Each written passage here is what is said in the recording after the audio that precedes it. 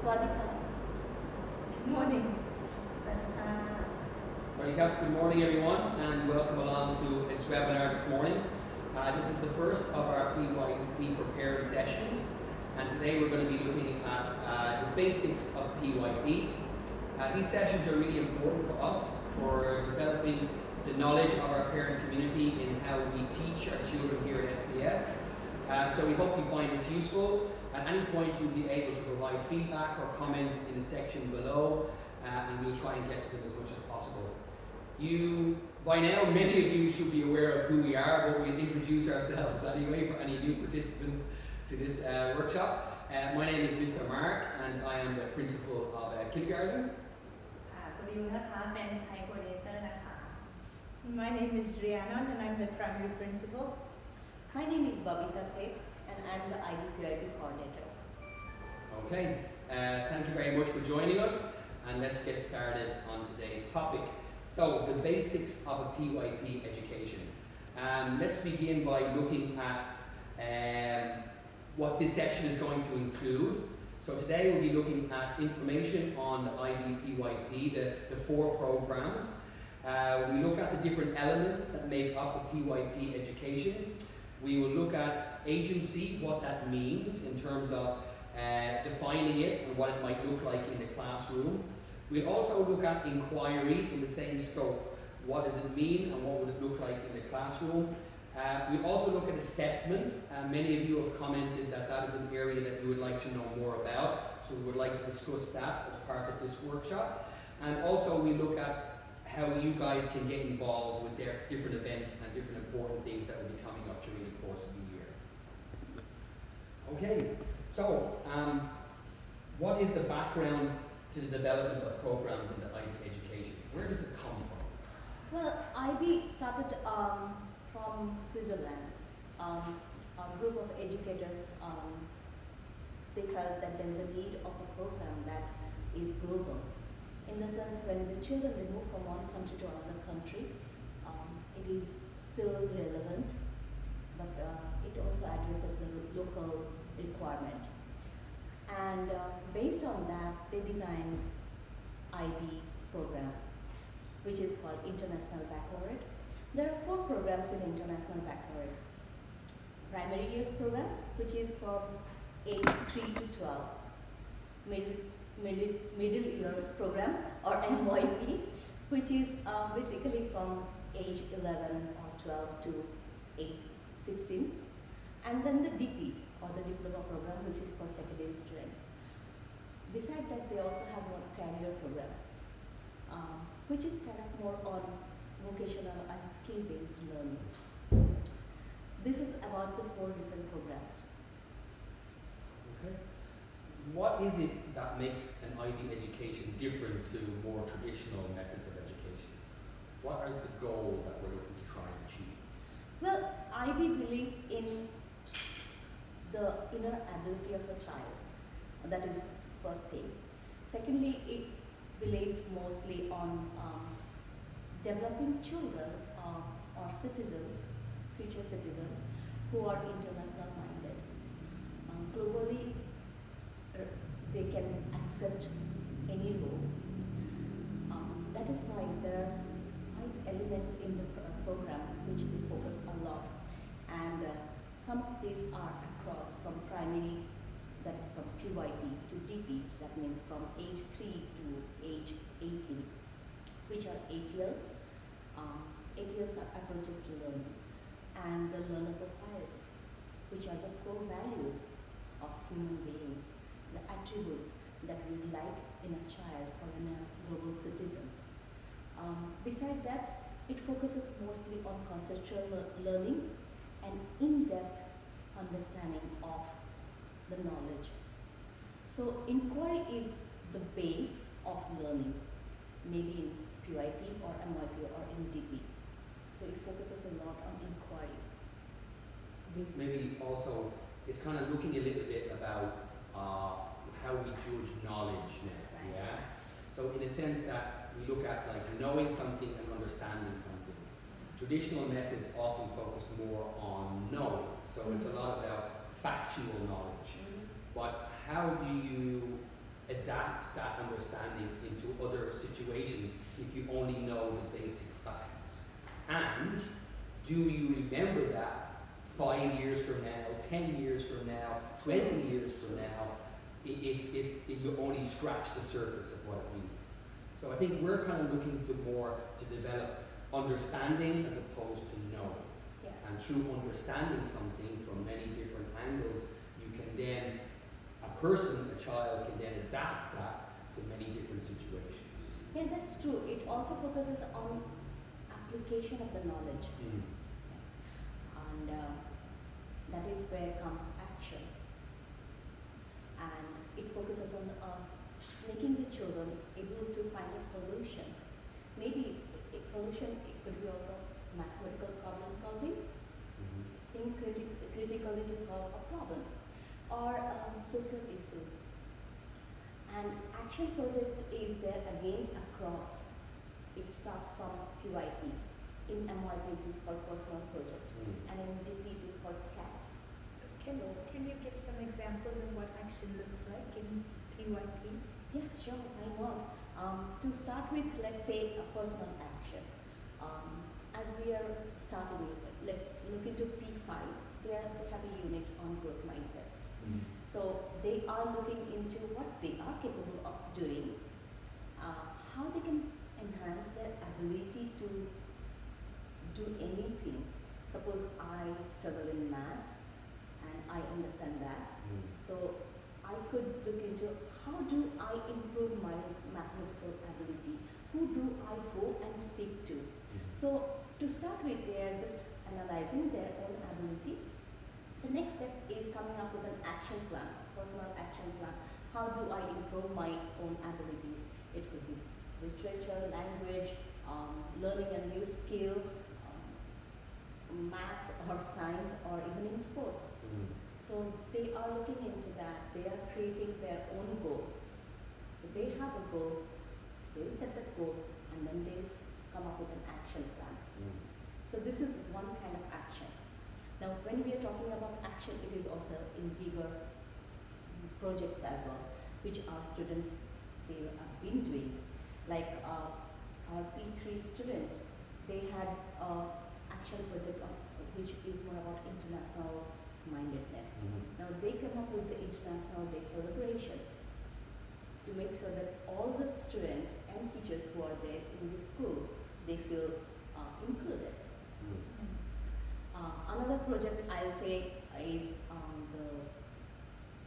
I think P4, they were doing on market day. So in this, they bring in anything that they want to sell. They are using their mathematical knowledge, definitely they are using business skills in that. But the money that they gather, they are not just giving it with them. The money collected, part of that they are giving it for charity. So there have been quite a few more projects like that, which we all know. They also do it during the P5 exhibition. So action could be just personal, it could be also for social causes. Kudu, I'm kind of interested, maybe the parents would be at home, because we are here, there's 3 international people sitting on the couch here, but you have like a close connection obviously to the Thai perspective. So what does it mean in terms of, you know, a Thai traditional education and an IB education? What do you see as the main things that are different and important for this new generation of children to gain from? นะคะเมื่อกี้จากที่เราฟังแล้วแลกเปลี่ยนกันไปใช่ไหมคะก็ทำให้เราได้มุมมองว่าวิธีการสอนแบบ PYP นะคะเราจะเน้นในเรื่องของให้นักเรียนเนี่ยสร้างองค์ความรู้ด้วยตัวเองนอกจากนักเรียนจะได้ความรู้ด้วยตัวเองแล้วเนี่ยเขาควรจะต้องเอาไปประยุกต์ใช้อย่างไรได้ในสถานการณ์ปัจจุบันนะคะในโลกปัจจุบันนี้ซึ่งถ้าเราเปรียบเทียบนะคะกับการเรียนในแบบเดิมของเราบ้านเรานะคะที่ยังใช้กันอยู่เนี่ยส่วนใหญ่เนี่ยเราจะไม่ได้มุ่งเน้นให้นักเรียนเนี่ยเป็นผู้ค้นหาความรู้ด้วยตัวเองส่วนใหญ่คุณครูจะเป็นคนบอกนักเรียนนะคะที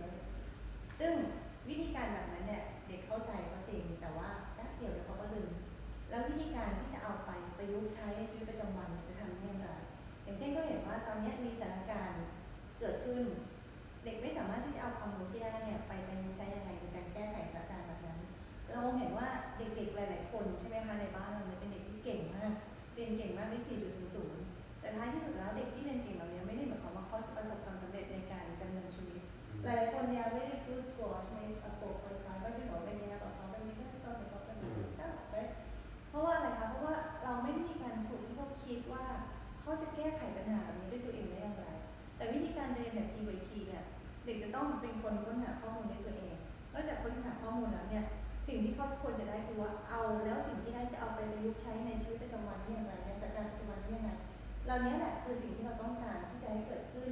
ในในการเรียนในยุคศตวรรษที่ 21 เนี่ยมันไม่ได้เน้นการป้องกันอีกต่อไปแล้วแต่มันเป็นเรื่องของการนำความรู้ไปใช้ยังไงทำให้ตัวเองสามารถดำรงชีวิตอยู่ในโลกที่มีการเปลี่ยนแปลงมากมายในปัจจุบันนี้เราเรียกว่า disruptive ใช่ไหมคะ right now so the student can survive นี่แหละดังนั้นการเรียนแบบ PYP เนี่ยมันสามารถที่จะตอบโจทย์ตรงนี้ได้เพราะในระหว่างการเรียนรู้เนี่ยเด็กเขาฝึกการลงมือทำด้วยตัวเองทุกขั้นตอนนะคะแล้วเหมือนมีการได้เอาไปประยุกต์ใช้เนี่ยเราสามารถโยงสิ่งที่เรียนรู้เข้ากับสถานการณ์ปัจจุบันเวลาที่คุณครูสอนดังนั้นแน่นอนว่าเมื่อเขาจบหลักสูตรแบบ PYP แล้วเนี่ยเขาสามารถที่จะเอาสิ่งที่ได้เนี่ยไปประยุกต์ใช้ในชีวิตจริงในการดำเนินชีวิตของเขาได้เลย So let's take through the different elements. Yeah,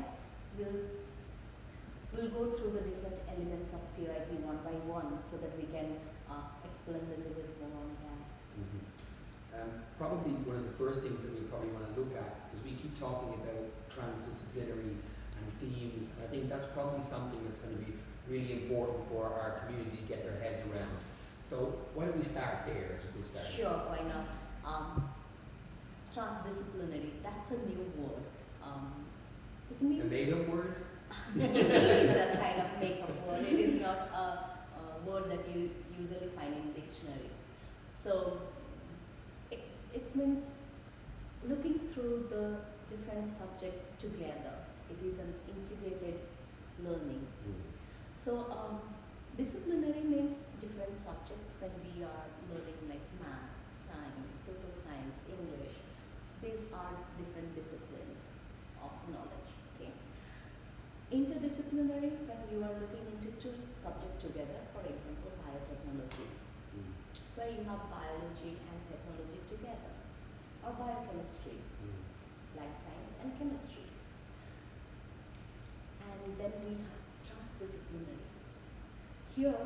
the learning takes place based on the concept. And along with the concept, we can weave around all the subjects. Yeah. For example, and these are so relevant. These transdisciplinary things are very relevant. It can fit into any disciplinary areas. There are 6 different themes that were organized for primary years program basically, and this is who we are, where we are in present time, how we express ourselves, how the world works, sharing the planet, or how we organize ourselves. Look into the theme, and when you listen to the name, it speaks a lot. Let's say who we are. It says about everything about ourselves. So we can actually look into our own physical body, senses, how the body works. Going then physical, we can look into the society, the family, society around us, the culture, beliefs, values, what makes what we are today. Yeah? So we can actually bring in science, social science, or even language aspect in who we are. Now, same way for how we express ourselves, how the world works, sharing the planet, or how we organize ourselves. We can bring in more than one subject together, and we can teach around it. Maybe we could explain a little bit more as well. These are the themes that the parents will see time and time again throughout the years in school. So in kindergarten, how many units are they currently doing? Well, it changes based on the grade level. So let's say for K1 to K2, they would study 4 units across their academic year. So the units of inquiry themselves generally could be about 8 to 9 weeks long, perhaps. In K3, there's a bit more flexibility to it. We have a bit more choice whether we want to do 5 units or 6 units. And previously we did do 6, but we kind of found that sometimes the children need a little bit more time to delve a little bit deeper into it to get those connections that we're looking to create. So we looked at removing one of the units and then extending the other units a bit longer to give them more time to inquire fully. And that seems to be working quite well. So we currently have 5 units in K3 at the moment. So in primary, it's quite similar. only we're doing 6 units at each grade level. But the children don't study the same thing time and time again as they sometimes do at other local schools. Each unit is different, but the names of the themes will remain the same throughout the years. Yeah, under each theme, when we as a school work together from kinder K1 to primary P5, we need to map the curriculum. So we look into which grade level, what unit is more appropriate for. So for K1, under who we are, they are learning about places of family, because that is more relevant for K1. Whereas in P5, they can learn about growth mindset. How do we make ourselves more capable of? P5 are capable of understanding this, and that's how we map our curriculum from K1 to P5 together. Would it be fair to say that the creation of these particular themes themselves and the names of them are designed that they have real world relevance for what the children are going to delve into? อันนี้หลังจากที่ได้ฟังการพูดคุยกันนะคุณดิวคิดว่าการเรียนแบบนี้มันดีสำหรับเด็กๆนะคะเพราะว่าหลายท่านคงได้ยินคำว่าบูรณาการเนาะคือการเรียนรู้แบบไม่ได้แยกเป็นรายวิชา For example, I don't like math. For example, if we learn like a subject, if I don't like math, maybe it's not happy. I don't want to learn, right? But for this way, ใช่ไหมคะแต่ถ้าเป็นการเรียนแบบนี้มันเป็นการผสมผสานโดยที่เราไม่ได้แยกว่าคุณกำลังเรียนคณิตศาสตร์หรือคุณกำลังเรียนวิทยาศาสตร์แต่ว่ามันเป็นการเอาเนื้อหามาหล่อหลอมรวมด้วยกันนั่นหมายความว่าทุกวิชามันถูกบูรณาการเข้าด้วยกันแล้วดังนั้นเวลาเรียนนะมันก็รู้สึกว่าเรามีความสุขเราไม่ได้ถูกจัดเยียดให้เรียนนะคะเพราะว่าแน่นอนว่าเด็กแต่ละคนมีความชอบไม่เหมือนกันอยู่แล้วบางคนชอบในเรื่องของทางสายวิทย์บางคนชอบในเรื่องสายศิลป์ใช่ไหมคะแต่ว่าเราเรียนแบบนี้เราไม่ได้มีการแยกเราทุกอย่างมันรวมเป็นเนื้อเดียวกันนะดังนั้นเขาจะมีความรู้สึกว่าเขาไม่ได้ถูกเรียนแยกเป็นหลายวิชาแต่ถูกเรียนเป็นในเรื่องของกรอบและหรือว่าเรียนในเรื่องท็อปิกว่าเราจะเอาทุกอย่างมาใช้รวมกันได้ยังไงในการเรียนในครั้งเดียวน่าสนใจนะการเรียนแบบนี้ I think from an early years perspective, just before we go on, I think that we want children to make strong connections. And when we teach things in isolation, it can be difficult for young learners to retain it and to understand it. But by making multiple connections back to different ideas, that knowledge and understanding becomes a bit deeper and more valuable, and then it's more meaningful, and they can recall it and understand it better. I think that's an important factor in early years learning for sure. ใช่แล้วก็จริงๆเวลาถ้าเรามีปัญหาหรืออะไรในปัจจุบันเนี่ยเวลาที่เราจะแก้ปัญหาเราไม่จำเป็นต้องใช้แค่ทักษะเดียวเราต้องใช้ทุกอย่างมาบูรณาการร่วมกัน right when we have the problem when we would like to solve the problem it doesn't mean that you use only the knowledge about science or math right you have to integrate everything together together. ใช่ And the fact that they are solving real world problems makes it much more relevant for the children, and they're actually able to get excited about it and see why they have to learn these things. yes Another important element that you mentioned, Babita, would have been conceptual understanding. So what does that mean exactly, and what does that kind of look like? Well, again, the concepts are broad and universal. It can be used from K1 to P5 all, and it can be used in each and every subject. There are 7 key concepts: form, function, causation, change, connection, perspective, and responsibility. And while in kinder or K1 and K2, form, function, and connection could be mostly used, they also have responsibility and perspective. But in upper primary, complex key concepts like responsibility, perspective, and causation and change works better. Having said that, each of these key concepts, as I said, can be used in all different subjects, and we can read our unit of inquiry based all around this concept. So if our unit has form, we can let's look into K3, and we are talking about the unit of inquiry, who we are, where they're learning about the communities. Yes. Okay. When they are learning about form, they are learning with the key concept form. They are learning about different types of communities around them. Using the key concept form, they are learning about the number system. Okay. Or the shapes. Yeah. What are the different types of shapes? In language, they can again learn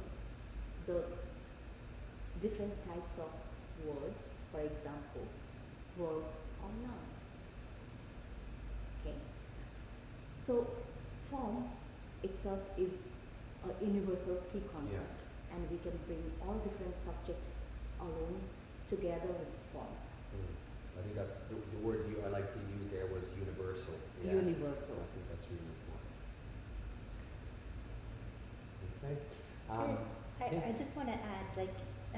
it's more about going deeper and getting a deeper understanding of things. So, like, maybe children are learning about global warming. They don't just learn, okay, what is global warming? If you look at the different key concepts, they could go much deeper into, like, what is global warming? How does it affect us? Why do we have global warming? And what can we do to solve it? You know, there's so many different levels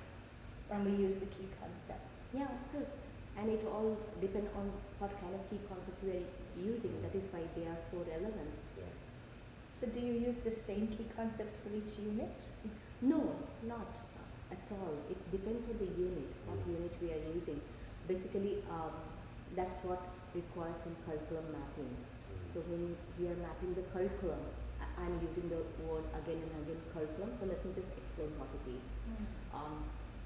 We have subject-specific curriculum for math, science, social science, language. And these curriculums we developed by integrating our MOE requirement, the Cambridge Primary Years Program requirement, and we used our IB guidelines.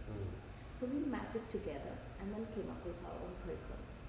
Now when we are putting all this subject knowledge into a unit of inquiry, then we need the key concepts here. And that is how we use the key concepts for various units. Now, under who we are, if we are using form and function, maybe under how the world works, we'll be looking into change. It depends on the central idea, Yes. and it depends on the unit that we are using. Yes. That's what I was just about to say, actually, because if we take it from the perspective of the homeroom teacher sitting down to collaborate and to prepare a unit, what they will look at is the theme. They will look to see what children will engage in at their particular grade level, and they will create a central idea. And then the key concepts then are picked to help children develop a really strong understanding of that big idea. And I think when we look at it from the perspective of planning a unit, we see a bit more about how important it is. ใช่จริงๆเวลาที่เราเรียนแล้วเราเข้าใจคอนเซ็ปต์ใช่ไหมคะมันจะทำให้เราเข้าใจในภาพรวมเนาะแต่ว่าถ้าเมื่อไหร่ที่เราไม่ได้เข้าใจคอนเซ็ปต์เนี่ยเราก็จะงง right even for me myself when I learn about something if I understand the concept it means that I really understand in depth right but if I don't know the concept so maybe I just got confused I don't know right ใช่ทีนี้วิธีการเข้าใจคอนเซ็ปต์นั้นเหมือนกันเวลาที่นักเรียนเขาเข้าใจคอนเซ็ปต์ไม่ว่าจะเป็นแมทหรือเป็นอะไรก็แล้วแต่ถ้านักเรียนเข้าใจคอนเซ็ปต์แล้วเนี่ยมันสามารถที่จะเอาไปประยุกต์ใช้แล้วจะทำให้เขาว่าจดจำอันนั้นได้เป็นระยะเวลายาวนาน Actually, key concepts also helps the teachers and students to come up with those big questions. Yes. How does this work? How do this transform from one form to another form? For example, in matter and materials, or how it is changing. As we are talking about global warming, why it is changing, how it is changing. So these big questions come from the key concepts. And we wanted children to have their questions to help drive that. So these are kind of things that help to spark their thinking, make them wonder, and so that then brings the inquiry forward and then helps for them to develop a more personal understanding and approach to what they're learning about.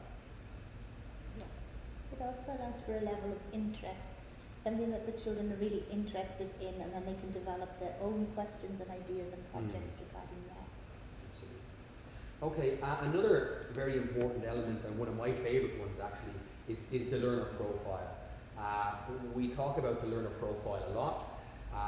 and it's something that is, again, an important factor in an IB/PYP education, and something that we really want children to develop, through the course of their career in an IB/PYP school, and for us at SBS. So let's have a little look more about what that actually means. Now, in a training session before, we had someone come to talk to us about the learner profiles, and one of the big takeaways I got from that was how they viewed what it was, a set of attributes or ingredients is how they described it to the perfect human being.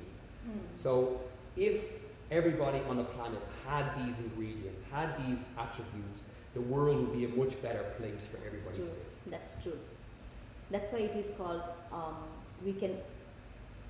be international minded only if we are having these learner profile attributes, the 10 learner profile attributes. So how does this work in the classroom?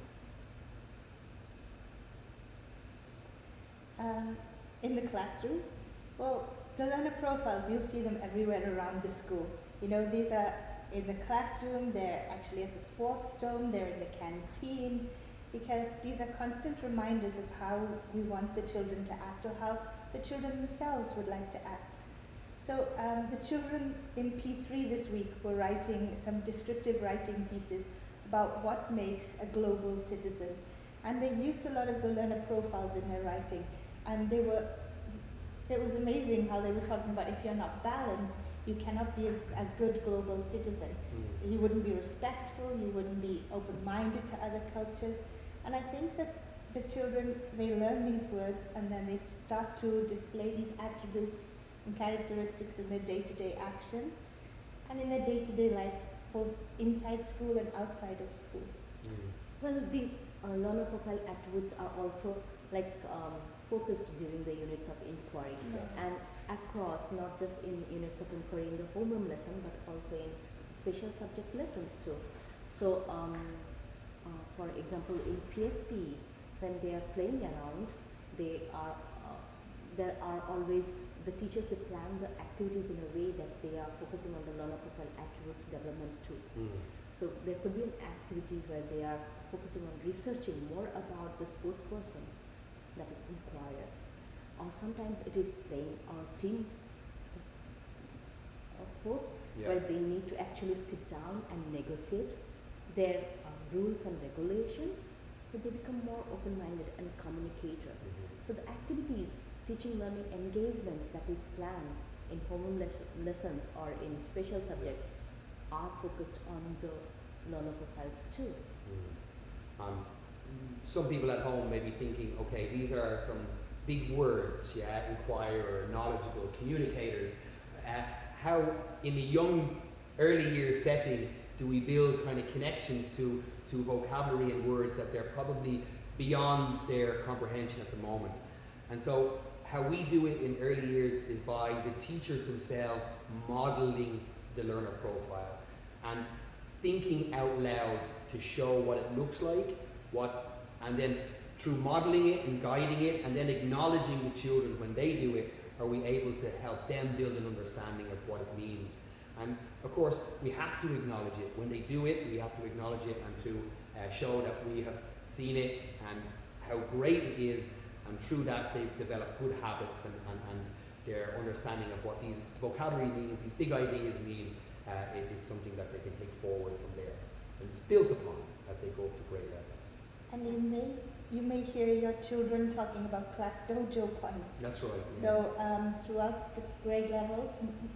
in primary and kindergarten too? Or? In kindergarten and K3, yes, they use class dojo. In K1 and K2, and even in toddlers to a certain degree, we look at different approaches of gaining an understanding. We want to make sure that it becomes quite an intrinsic motivation rather than something for reward based only. Right. So at the younger ones we look at it a little bit differently, but from K3 definitely dojo is a big part of how they develop that understanding of the learner profile. So what you may see is your child may be getting a point for doing something principal, And please remember to ask your child, if they get an award for a certain thing, talk to them, find out what they've been doing, what did they do to get these points. Like my daughter, she said when she go home, she told, oh, Kufun, give me 10 score because I'm caring. And I asked, what you are doing? I take care of my friends. That's true. And they do so many small little gesture, and that is how they develop this caring attitude. And I mean, it does look different at different grade levels, right? True. It's not the same in toddler as it would be in P3, but that's where the teachers are experienced enough to look and to observe, to notice and name the different things that they see on a regular basis. Do we need to translate the words into Thai? ได้ค่ะบางทีจะได้ทุกคนจะได้เข้าใจตรงกันนะคะทีนี้มันก็จะเหมือนกับคุณลักษณะอันพึงประสงค์ของนักเรียนใช่ไหมคะว่าเวลาที่เราสอนนักเรียนเนี่ยเราต้องการจะให้เขามีคุณสมบัติอย่างไรบ้างซึ่งอันนี้มันจะเป็นคุณสมบัติที่มันเป็น worldwide ที่เขายอมรับกันนะอย่างเช่นอันที่หนึ่งคือ inquirer หมายความว่าเด็กจะเป็นผู้ใฝ่เรียนรู้ซึ่งแน่นอนว่ามันเป็นคุณสมบัติที่สำคัญสำหรับการเรียนรู้ในสมัยนี้อันที่สองคือ knowledgeable นั่นหมายความว่าเราต้องการให้นักเรียนของเราทุกคนเนี่ยเป็นผู้มีความรู้ไม่ใช่แค่รู้เฉยๆถ้าเป็นคำว่าเป็นผู้มีความรู้นั่นหมายความว่าเวลาเขาเรียนเนี่ยเขาต้องเข้าใจจริงนะคะอันต่อไปคือ thinker ก็คือเป็นนักคิดเด็กของเราต้องคิดเป็นนะคะไม่ใช่ว่าแค่เรียนเฉยๆเขาต้องคิดได้ว่าถ้าเกิดเหตุการณ์แบบนี้สถานการณ์แบบนี้เนี่ยเขาควรจะทำอย่างไรนะคะแล้วต้องมี communicator นะคะอันต่อไปคือเป็นเรื่องของผู้สื่อสารที่ดีซึ่งเป็นเรื่องสำคัญมากในปัจจุบันนะคะเราไม่ได้อยู่คนเดียวในโลกใบนี้ใช่ไหมคะเรามีการติดต่อสื่อสารกันทั่วโลกนะคะภาษาอังกฤษมีความสำคัญมากทั้งภาษาไทยและภาษาอังกฤษถ้าเขาสามารถสื่อสารได้ดีอันนี้ก็ถือว่าเป็นคุณสมบัติที่ควรจะต้องเป็นนะคะอันต่อไปคือในเรื่องของ principle คือเด็กทุกคนเนี่ยเขาจะต้องมีพูดง่ายๆคือมีวินัยในตัวเองนะคะมีความรับผิดชอบในตัวเองนะคะเขาต้องรู้ว่าอะไรควรทำอะไรไม่ควรทำนะคะอะไรถูกต้องอะไรไม่ถูกต้องนะคะต้องคิดเป็นนะคะอันต่อไปคือ open minded คือเขาต้องเปิดใจยอมรับนะคะในการที่เราจะอยู่ร่วมกันกับผู้อื่นนะคะแน่นอนว่ามันไม่มีใครคิดเหมือนกันนะคะแล้วโลกปัจจุบันมันมีการเปลี่ยนแปลงเยอะเราต้องเปิดใจรับกับสิ่งใหม่ๆให้ได้นะคะอันต่อไปคือ caring เราต้องใส่ใจนะใส่ใจผู้อื่นไม่ใช่ใส่ใจแค่คนนะใส่ใจโลกใบนี้ด้วยนะคะว่าเราจะทำยังไงเพื่อจะช่วยรักษาโลกใบนี้เพื่อจะได้อยู่กับเราไปนานๆใช่ไหมคะอันต่อไปคือ risk taker ทุกคนต้องกล้าลองสิ่งใหม่นะคะหลายๆคนไม่เปิดใจยอมรับเวลามีอะไรเข้ามาก็ไม่กล้า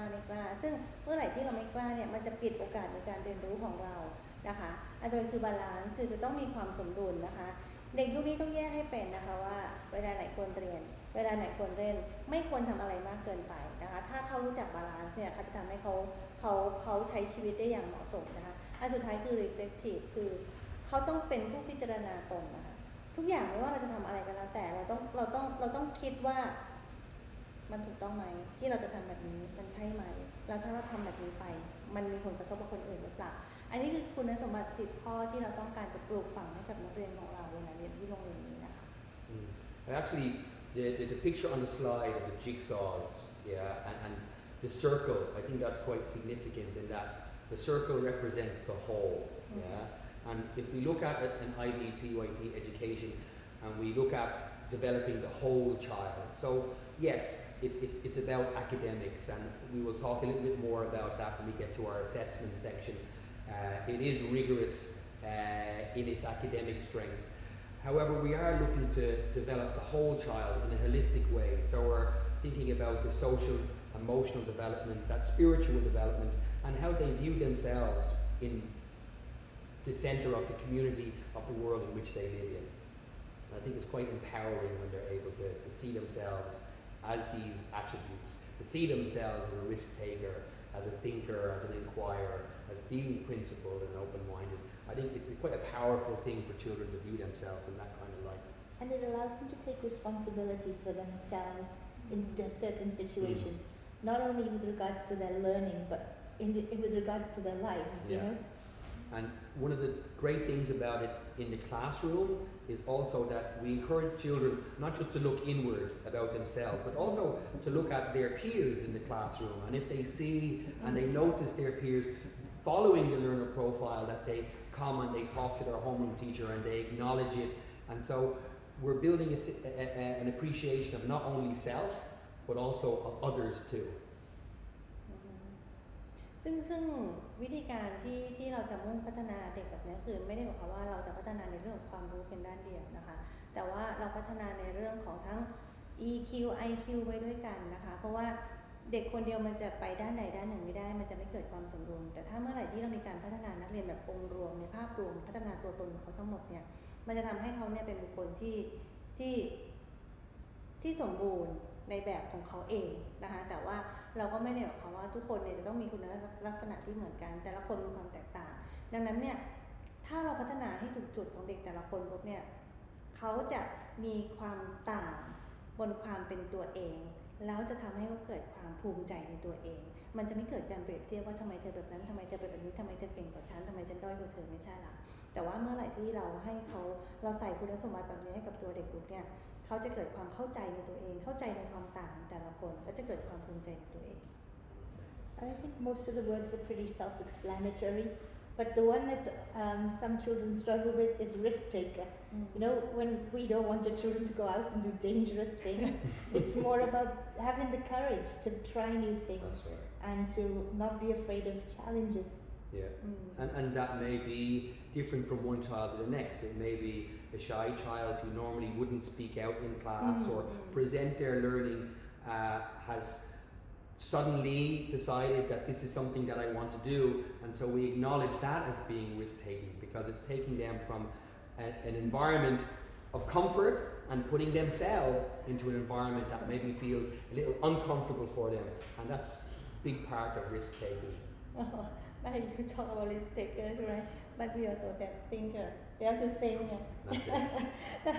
มันไม่ใช่ว่าเสี่ยงอะไรแบบรถขนจนสยานแล้วอันตรายมันก็ไม่ได้เพราะว่าคุณสมบัติอื่นมันยังมีในเรื่องของ thinker ด้วยต้องคิดก่อนนะก่อนจะทำอะไรนะคะ Okay, so the next essential element of PYP education is building in skills, and we talk about ATLs. So let's look a little bit more about what that means. When we say skills, why are they so important? What do you think? จำเป็นค่ะเพราะว่าหลายๆอย่างเรามีความรู้แต่เราไม่มีทักษะเราก็ทำไม่ได้อย่างเช่นเรารู้ว่าจะเล่นกีฬาอย่างไรแต่ถ้าเราไม่มีทักษะเราอาจจะทำได้ไม่ดี For example I know how to play badminton but I have no skill but I cannot perform well, right? Yeah. But it should be come together. Yeah. I think there's also elements of going back to something that we talked about earlier about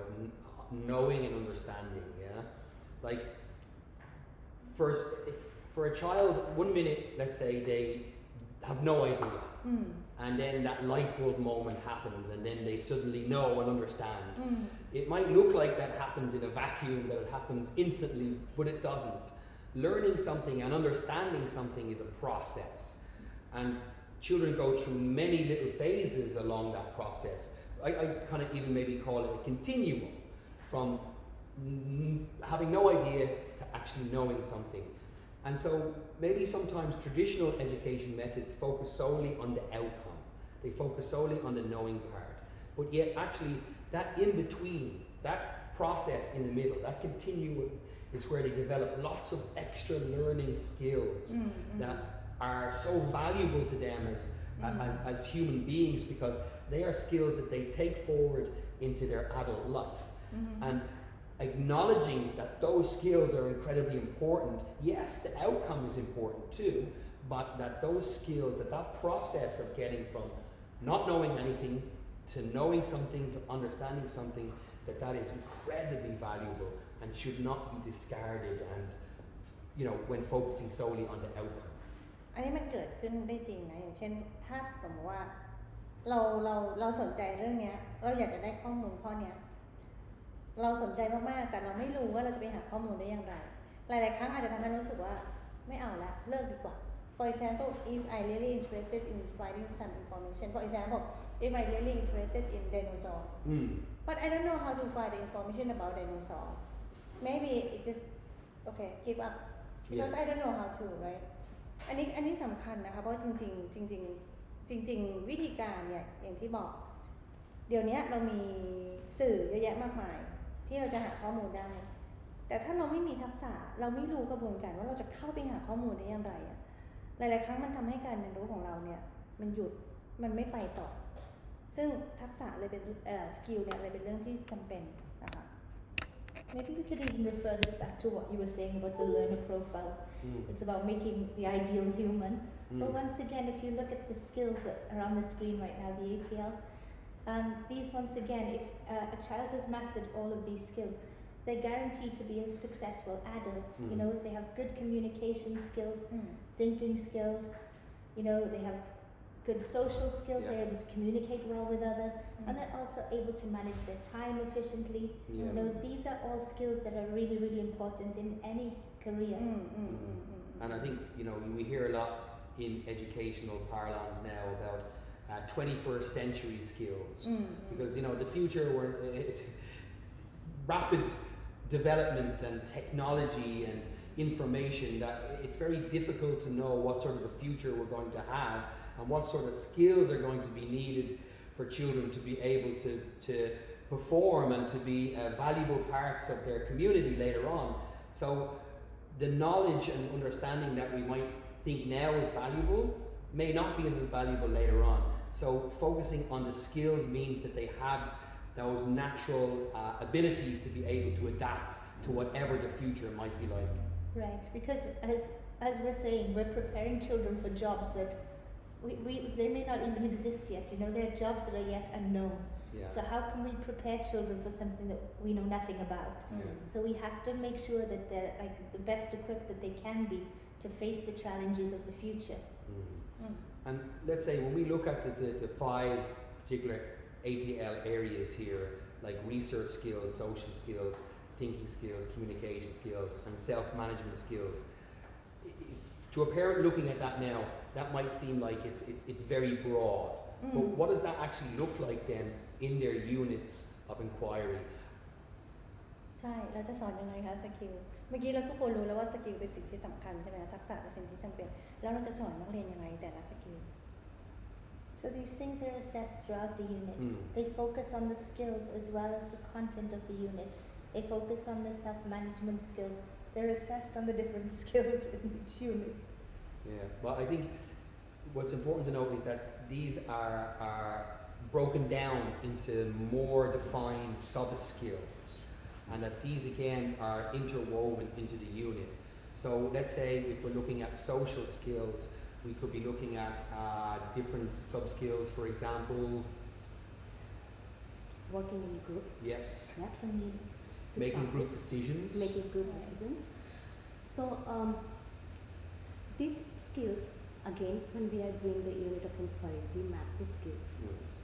Which unit we should focus on which sub-skill and which ATL. Okay. Now it is not just mapping; it is also integrated in the teaching learning activities. For example, if we say research skill for a P2 child, it is very difficult. How to look like? Maybe we'll focus on how to find the main idea from the text. Okay. And this is taught in the sense it is also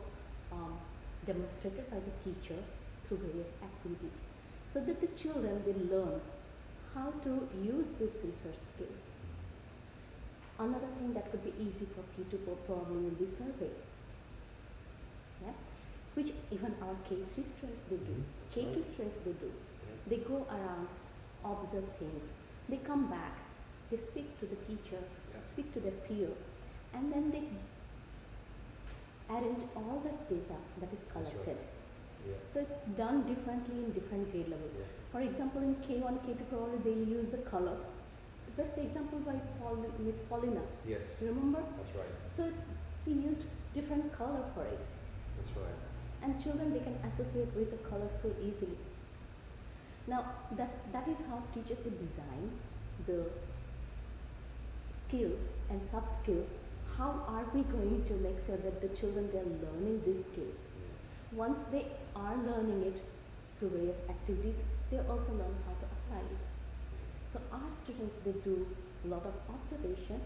data collection, survey, questionnaire, quiz, reading, taking notes, creating mind maps from that, then putting them into various form of presentation. They also use various resources while doing the research. Sometimes they use media, sometimes they use textbooks, sometimes they get all this information from field trips, or sometimes they use the people around them, family, friends, neighbor, at school, adults. So they get exposed to more resources of knowledge or source of knowledge, I'll say. Because I was going to say that, you know, when we look at the learner profile and we look at the concepts and we look at the ATLs, these are not just things that have been pulled out of the air. They're not some hippie, new age thinking. These are well thought out, well planned aspects to developing complete children.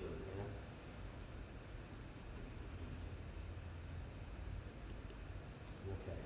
So, inquiry. Yeah, that's the big, you know, foundation for the PYP, developing inquiry. Right. So,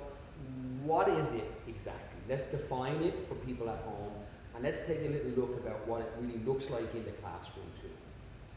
I'll say inquiry is basically, I'll put it as a process of learning. So, when we are talking about all these ATLs or the skills, how do we develop those skills? It is through inquiry. And there are different stages of inquiry,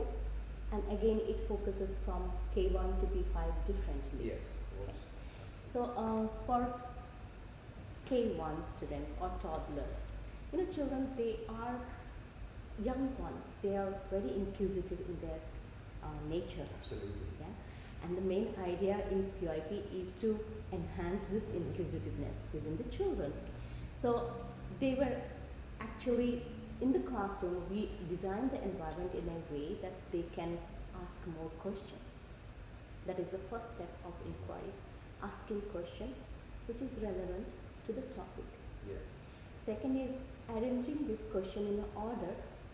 so that they can understand the process of finding the information. Once they find the information using various skills and sources, they need to organize this information and then extract what is relevant, most relevant, what is not so relevant, and build their own understanding from it. I'll say this is how the process of learning takes place. So we've got like a really great diagram on screen now, the inquiry cycle, and you can see that it is a process. It does go through different stages. And while I don't necessarily think that one step is more important than another step, however, I do, as being a teacher myself, and particularly in early years, because we want them to spark that curiosity, we want to spark that wonder, and I often think that that first step, that provocation to get them to think and to wonder is so important, to be able to have children ask questions. Could you give an example of a provocation? Let's say, for example, well, let's say one of my favourite ones, and we're quite lucky in the school in that we have invested in lots of different kind of engaging rooms for children to be able to explore different interests. But the topic we were doing was on space, let's say, a unit on space. We wanted them to inquire into how different kind of tools led to space exploration and the things that we kind of learned from that. So, not a difficult topic to get children involved in wanting to learn more about space, but we wanted to set up something that would really create that wonder and awe. And so we used the iStudio to create a virtual tour of the solar system. We had the green screen, so they were interacting with all the different planets. We got them to make first their own helmets, and we used the circular ramp as if we were walking up to a rocket, because the iStudio was on the 3rd floor, and we just created this whole environment to really enhance and to really get them to go, wow, what is this all about? This is a truly amazing thing. And when we got back to the class and we reflected on different things, the amount of questions that came, but not just random questions, but really topic related questions. They really wanted to know more about different things that they had experienced in that publication. And as a teacher, we were collecting all that, and that was the let's say, the fuel to creating all the activities and the learning from then on. Right. As you are talking about reflect or reflection, Yeah, you know that previously reflection was one of the key concepts. that's right. But now it is inbuilt into the teaching and learning process. So how does this reflection works, Kurdio? Would you speak a little bit about that? about Reflection in จริงๆเราสามารถทำได้นะจริงๆคือเอาอันนี้ก่อน as a parent ค่ะ Yeah. เวลาที่นักเรียนกลับบ้านไปเนี่ยเราสามารถถามเขาก็ได้นะคะว่าเขาเรียนรู้อะไรไปบ้างถ้าเราต้องการที่จะอยากรู้ว่าเขาเรียนรู้อะไรไปบ้างใช่ไหมคะเราให้เขาเนี่ยเล่าให้เราฟังก็ได้นะหรือว่าก็อาจจะเล่าเหตุการณ์ที่มันเกิดขึ้นกับเพื่อนก็ได้เด็กๆส่วนใหญ่อะเวลากลับบ้านก็จะเล่าให้คุณพ่อคุณแม่ฟังว่าเกิดอะไรขึ้นบ้างที่โรงเรียนใช่ไหมคะตรงเนี้ยเราสามารถถามเขาได้ว่าแล้วหนูคิดว่าทำไมเพื่อนถึงทำแบบนั้นแล้วถ้าเป็นหนูอะหนูจะแก้ไขยังไงอันนี้มันก็เป็นเรื่องของการส่งเสริมให้เด็กฝึกคิดได้เหมือนกันนะคะหลายๆครั้งเนี่ยเราจะเห็นว่าเด็กเขาจะมีวิธีการแสดงออกหรือว่าความคิดที่น่าสนใจซะทีเดียวบางทีความคิดของเราเนี่ยไม่เหมือนเขาแต่ว่าความคิดของเขาบางทีมันน่าสนใจกว่าเราด้วยซ้ำนะคะอันนี้เราฝึกได้นะคะอยากจะให้ทุกๆคนเนี่ยล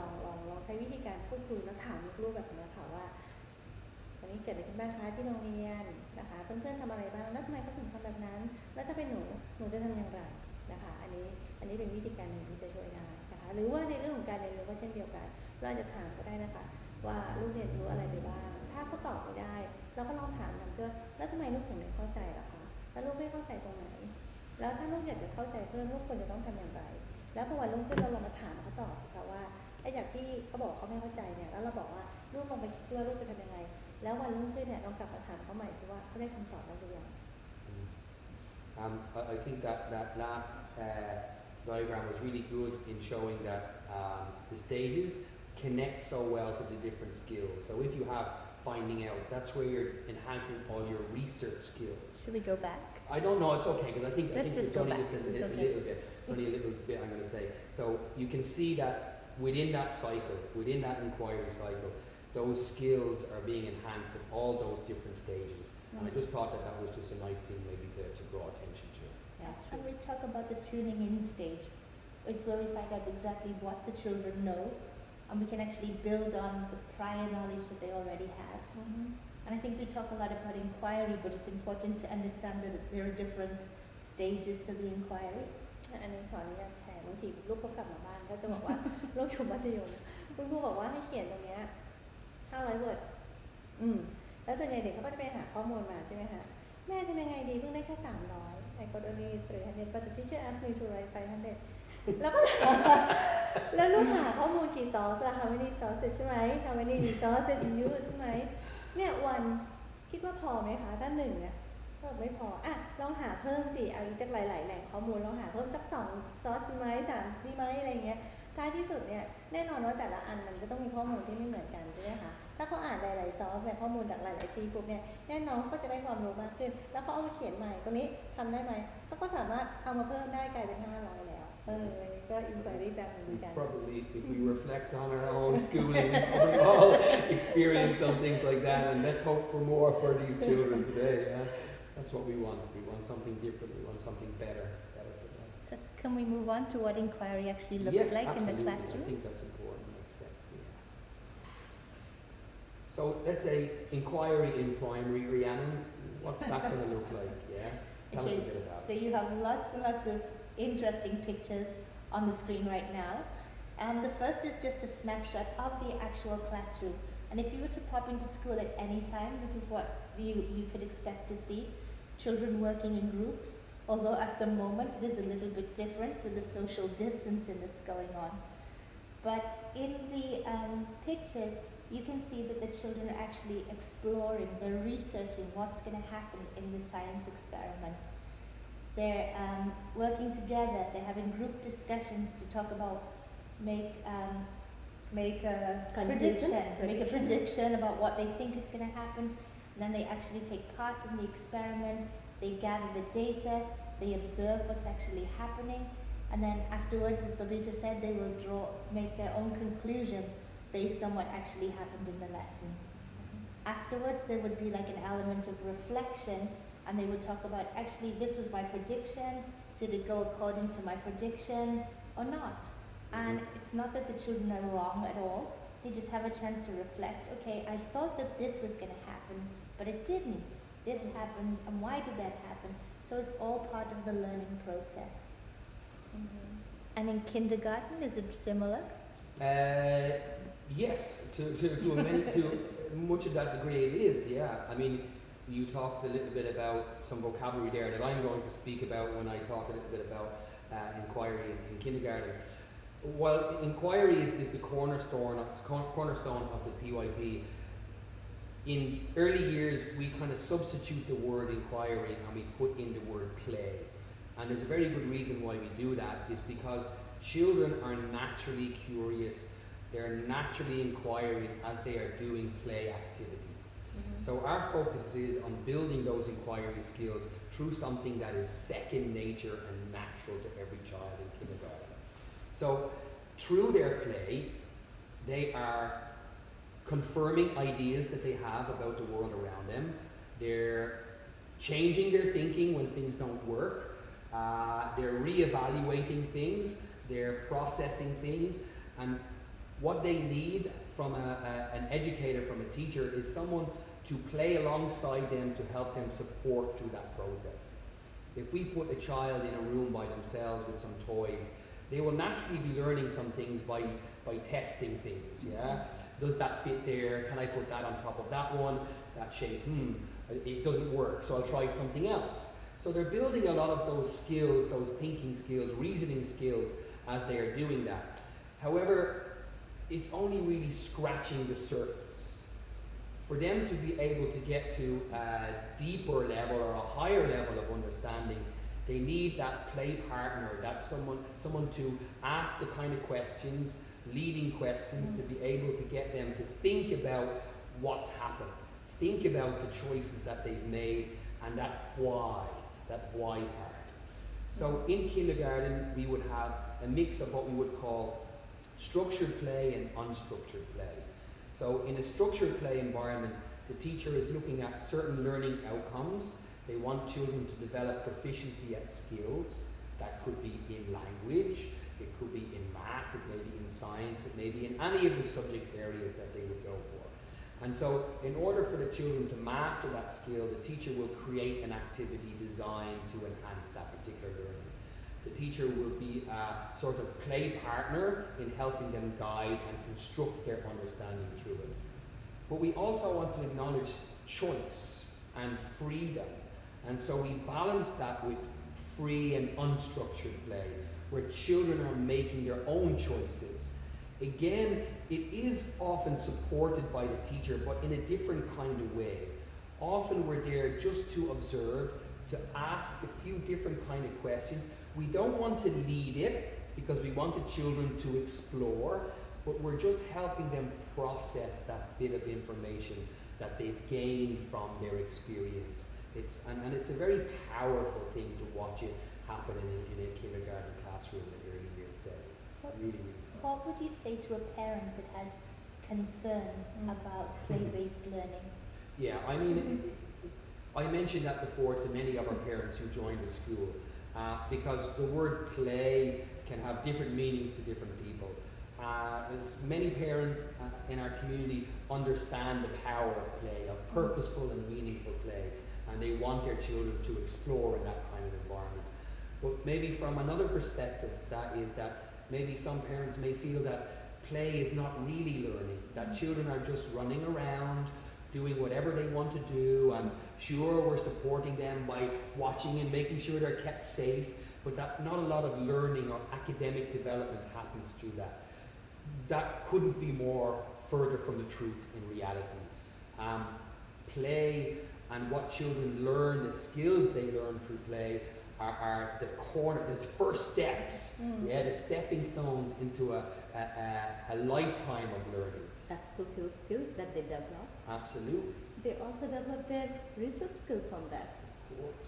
Of course. And when it is supported by someone who's that little bit more experienced, whether that's a peer or a teacher, that's where they develop that deeper understanding, that higher level of knowledge. But having said that, when we are doing our unit of inquiry in kinder, and we are designing the play, the structured play, those are very carefully designed. Absolutely. So a lot of resources are gathered before we let the children play. So it was collaboratively planned, and then the learning outcomes are actually drawn. Which activity will lead to what kind of understanding? That is how this structured play are designed in the classroom. That's it. I mean, to be a teacher in the PYP, whether it's in early years or in primary, it's a challenging job. Yeah, it requires a lot of passion. Requires a lot of understanding about how children learn best, marrying the kind of psychology of learning with the neuroscience of learning, but having that passion to delve deep and to look at how we can enhance what environment, what learning space, what learning activity helps that develop. It's a really quite challenging, yet I must finish that by saying, really rewarding, very rewarding.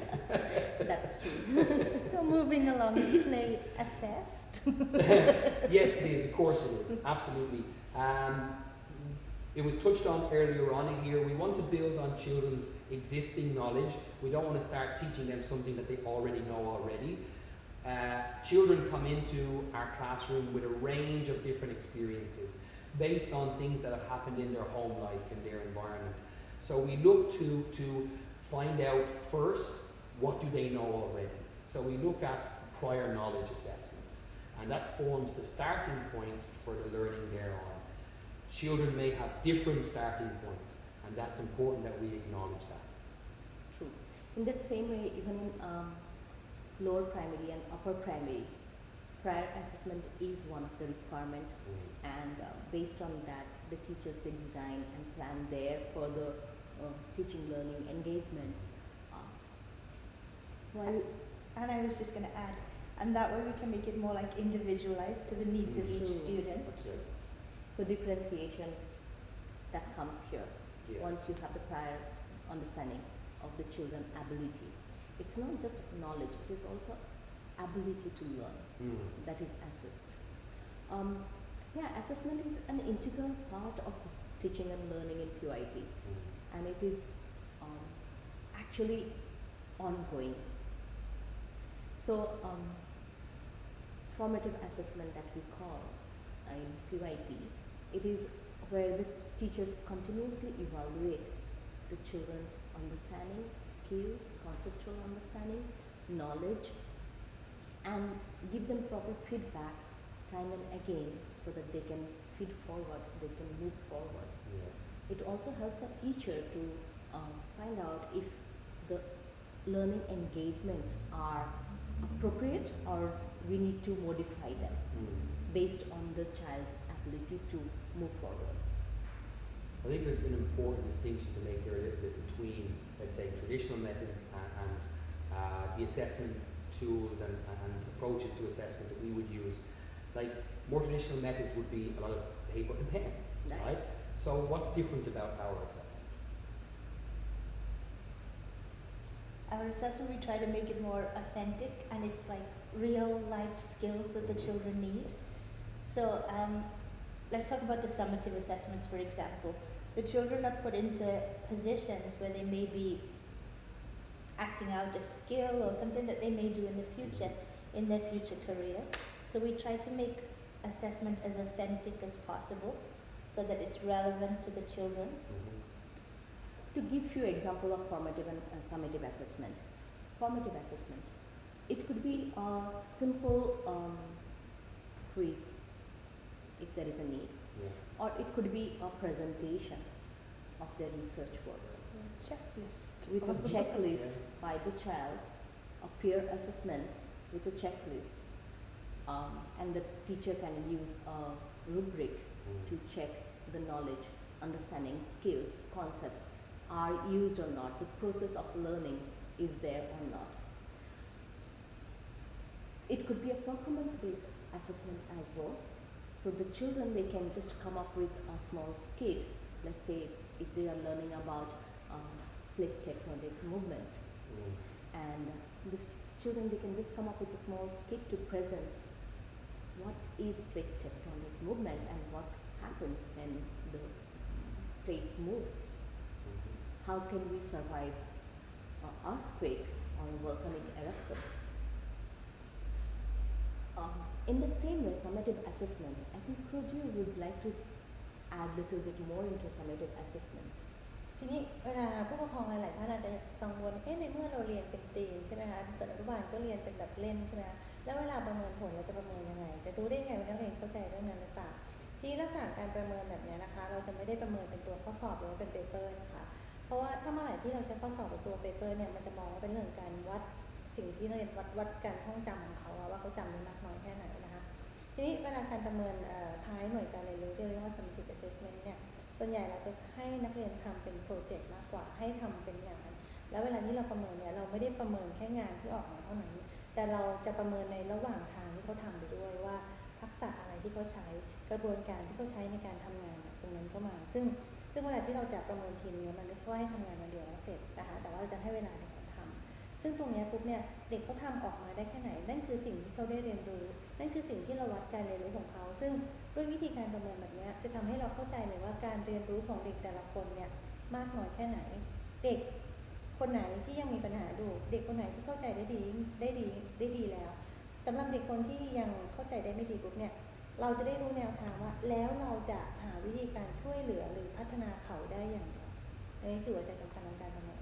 And can we also add that the children are also involved in like how they like to share their knowledge? They are given an element of choice. You know, if they want to, sometimes with the unit how we express ourselves, we've had children who chose to display their understanding through art or through creating a song or creating like a presentation or a dramatical skit, as Ms. Babita already mentioned, you know. So there are elements of choice involved in the assessment too. Actually, assessment is more process focused, not just the end product. Yeah. As Ms. Rihanna is talking about choice and Mark brought up the voice element, let's just talk about voice choice and ownership as agency, what it is. So with the enhancement in PYP, it is the learners are taken as agent of learning, and they are the driver of their own learning. Now, voice choice and ownership, to give them a more voice in the classroom, they should be able to ask questions, they should be able to lead their own inquiry in the learning process. So there is a lot of choices given in the learning process. If the child wants to learn further on a given topic, the child is encouraged for it. That is what choice is about. Choice is also given on using different media or resources for their learning, with teaching learning engagements. Choices are also given in a presentation of their learning. So choice is not just about I want to use the iPad and write only, but choice is about taking that ownership of learning and choose what will be the best way for me to do it. Yeah.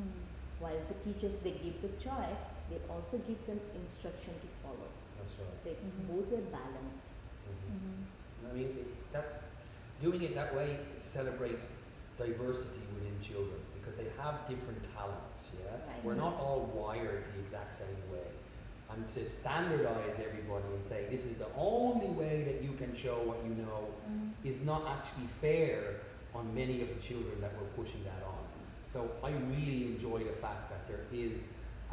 multiple ways that children can present and demonstrate their understanding, and that we encourage them and support them in the right ways of making that the best presentation possible or the best demonstration For possible. example, like in maths, it goes like very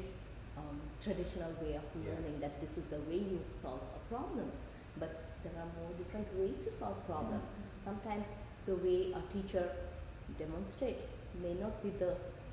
way a child understand it Yeah. properly. Mm. So if we give more Choice. varieties of ways to solve the problem, probably the child will understand it better. Yeah. ซึ่งวิธีการแบบนี้ที่เรา student agency นี่คือ มันจะทำให้เด็กรู้สึกว่าเหมือนเราไม่ยัดเยียดให้เขาอะมันไม่ใช่ว่าเราเอาสิ่งที่คุณครูอยากสอนแล้วไปยัดให้เด็กซึ่งเด็กอาจจะปฏิเสธก็ได้แต่อันนี้คือเราฟังนะเราฟังเรารับฟังนักเรียนเราก็อยากเรียนรู้อะไรเขามีสิทธิ์ในการเลือกว่าเขาจะนำเสนอยังไงอันนี้มันจะทำให้เด็กรู้สึกว่าเขาสนุกและเขารู้สึกว่าเขาไม่โดนบังคับ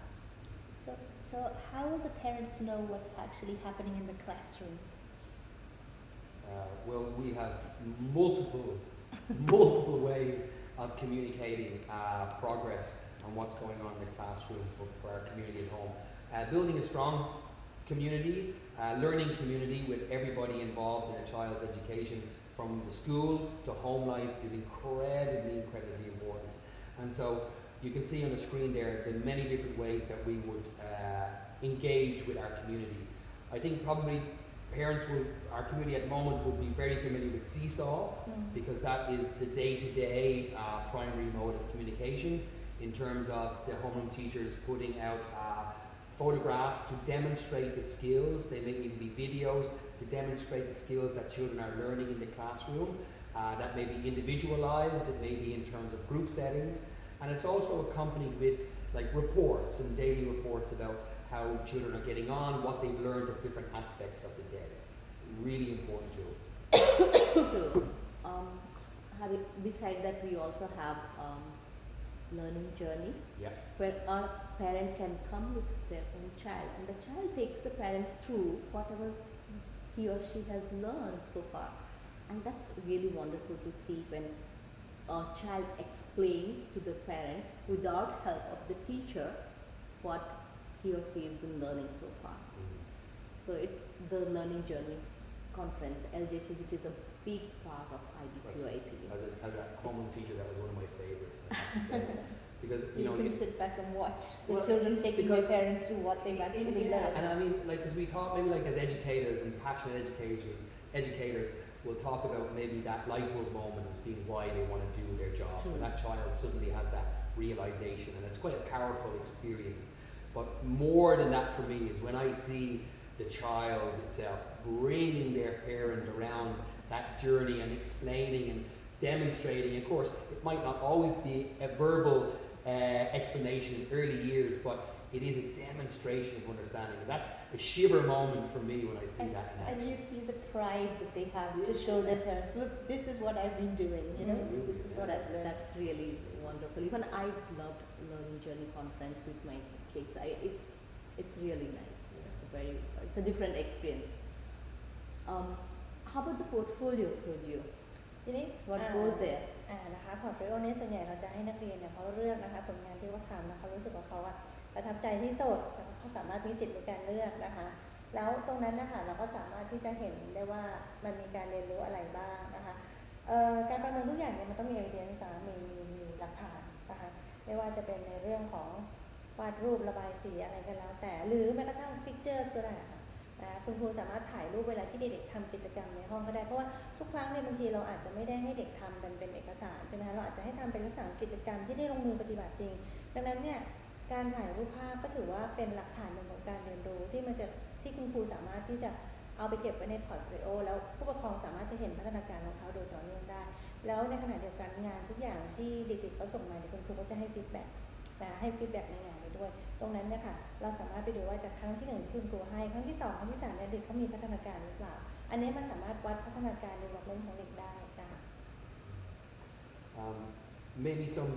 people in our community might wonder about the rigor of our assessment, and so by taking a look there at the teacher's assessment tracker and on top of that the report card that we send out to parents to see how detailed we are looking at the different levels and skills within each child. It is incredibly rigorous and from many different perspectives. It's not just one angle, it's from many different perspectives. Our report cards then are emailed to parents at the end of each term, and we do have some feedback sessions based on that then as well. Yeah, during our three-way conference where the teachers, parents and child sit together to discuss their learning so far and what they need to do further. And we have the one thing left we haven't talked about, and it's the exhibition, which is very, very exciting. And that's, you'll see that our P5 children are the ones taking part in the exhibition. And that's where you'll see the culmination of the skills that they've learned throughout the program being displayed. And we'd like to invite you all to join us for this year's exhibition. And I think it's in March this year. I think Yes, the 25th and 26th, if I remember right. Right. I think it's actually on the slide a little bit later on. We're coming towards the end, but I think it's on one of the last few slides. There And you go. it is a community event, yeah, and It it's is. not only for P5 parents, it's for Right. our whole community, a real celebration to end the PYP program for P5. It's fantastic. จริงๆถ้าเราจะเปรียบเหมือนกับเด็กจริงๆมันคือลักษณะเหมือนเป็นมาสเตอร์พีซของเขาใช่ไหม เป็นไง It's the masterpiece of the program. ห That's รือ true. จริงๆ I'll call it as อย่าง a เช่นสมมติว่าเรา masterpiece. เราเรียนในเด็กที่โตใช่ไหมคะก่อนที่เราจะจบใช่ไหมคะในมหาลัยอะไรก็แล้วแต่เนี่ยเด็กๆเขาจะต้องสร้างผลงานขึ้นเมื่ออันเหมือนสอบจบของเขาเหมือนเด็กที่ทำละครก็ต้องสร้างละครมา1 เรื่องใช่ไหมเด็กที่เรียนในเรื่องของนิเทศศาสตร์เขาก็ต้องสร้างแบบภาพยนตร์หรือสร้างโฆษณาขึ้นมา1 ชิ้นเนี่ยซึ่งเหล่านี้มันเป็นการหลอมรวมในเรื่องของทักษะหรือว่ากระบวนการหรือว่าความรู้ทั้งหมดที่เขาได้เรียนรู้มาแล้วท้ายที่สุดเนี่ยมันเอาประมวลออกมาเป็นผลงานเนี่ยชิ้นสุดท้ายเพื่อวัดการเรียนรู้ของเด็กนะคะอันนี้สำคัญมากนะคะน่าสนใจทีเดียวยังไงก็เชิญชวนผู้ปกครองทุกท่านมาร่วมชมนะคะ So please keep these important dates free, because we'd love you to join us on these events. And these are very important events for the child. And I don't think as parents we would like to miss them. No, definitely not. We do have some other PYP for parents coming up through the course of the year. So here's a list of the dates and the topics. We did survey all of the parent community to find out what is important to you, because we want these sessions to be designed to suit your needs. So we collected a lot of the survey data that we got back, and we broke it down into 3 further topics that we will cover. In September we will look at assessment in a lot more detail, and so we'll be able to delve a little bit deeper into all those different elements. On the 15th of January we'll look at teaching and learning, so that'll be quite a broad look across early years and primary school. And then on the 5th of March, sustainable planning for the future. Also, throughout term 1, because one of the big questions we got from some parents was, wanted to know a little bit more about their individual child's curriculum. What does it mean? Can we get it explained? So we're going to do a series through term 1 where each grade level will introduce and delve deeper into the curriculum to give you a much better understanding of what it means and where your child is looking to progress as they go through the year. And we'll let the dates. We will indeed. We'll confirm them a little bit later on, whether they may be face-to-face or online. We just have to wait and see. But keep that in mind, and we will communicate that nice and early for you to get ready. Okay. We're looking now at maybe some of the questions that we didn't maybe perhaps hit at our last parent orientation. So we've got a little couple that we might just visit quickly now, not in tremendous detail unfortunately, because time has always run against us as usual. It's never our friend. One of the questions we got that time was, how can learning be supported at home? What can the parents do to support classroom learning at home? เมื่อกี้คุณดิวพูดไปแล้วในส่วนที่เราเป็นผู้ปกครองที่บ้านใช่ไหมฮะวิธีการที่เราจะช่วยเด็กๆหนึ่งคือว่าแน่นอนว่าช่องทางในการสื่อสารของคุณครูประจำชั้นกับนักเรียนเนี่ยคือเราใช้ซีซอใช่ไหมคะคุณครูจะเห็นเลยว่าการบ้านในแต่ละวันมีอะไรบ้างใช่ไหมคะตรงนั้นคือส่วนที่เราจะซัพพอร์ตได้ในส่วนของการบ้านก่อนนะคะวิธีการนะคะคือ1อย่างที่บอกด้วยการเรียนรู้แบบ PYP เราต้องการให้นักเรียนสืบค้นรบกวนคุณผู้ปกครองอย่าบอกนะคะใช้วิธีการถามกระตุ้นเขานะคะเพื่อให้เขาเกิดการค้นคว้าถ้าเมื่อไหร่เราคิดว่ายังไม่ถูกต้องเราลองใช้คำถามตะล่อมไปแล้วให้มันถูกจุดนะคะท้ายที่สุดแล้วเวลาได้คำตอบขึ้นมาแล้วเราลองมาเขาเรียกว่าดิสคัสกับเขาทีว่านักเรียนคิดว่าใช่ไหมลูกคิดว่าใช่ไห